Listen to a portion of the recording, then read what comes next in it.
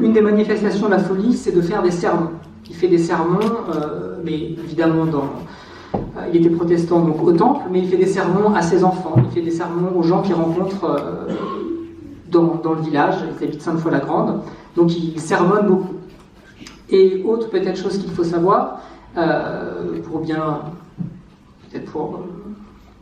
peut-être intéressante à savoir, c'est que ces sermons, je les ai écrits un peu comme ces chansons qu'on appelle les chansons en laisse, trois petits chats, chapeau de paille, paillasson. Donc souvent, la dernière syllabe est le début de la phrase d'après.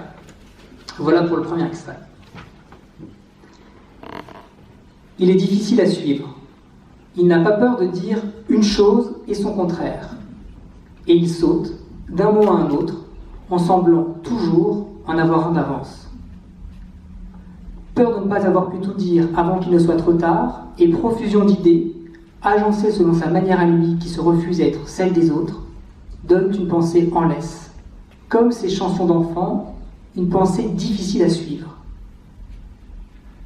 On doit être concentré pour suivre un sermon de Jacques Reclus.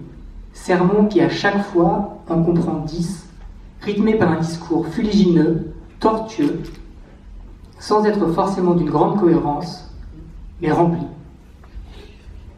Chez les croyants, on accepte cette concentration que l'écoute demande. On n'a guère le choix.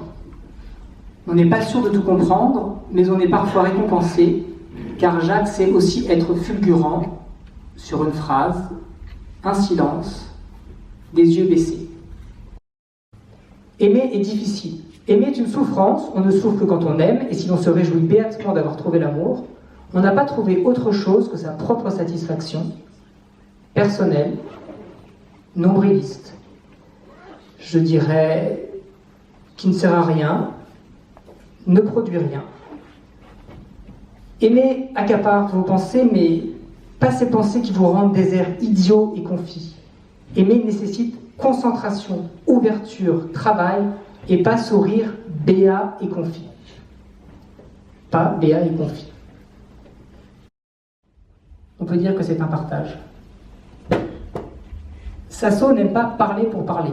Il ne rend son silence que pour formuler quelque chose d'important. Il veut que ses mots soient définitifs et secs, qu'ils claquent.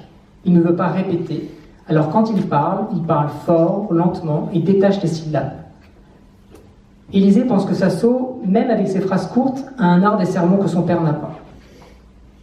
Sasso, je hais les villes. Il y a du bruit et du mouvement partout. Rien pour accrocher le regard. Jusqu'à l'épuisement, le regard rebondit, saute, sans répit. Encore lui. Nos ennemis sont partout. Regarde comme ils vivent. Écouter Élisée ne lui déplaît pas. Ça se voit. Et puis, Élisée aime raconter. Ça s'entend.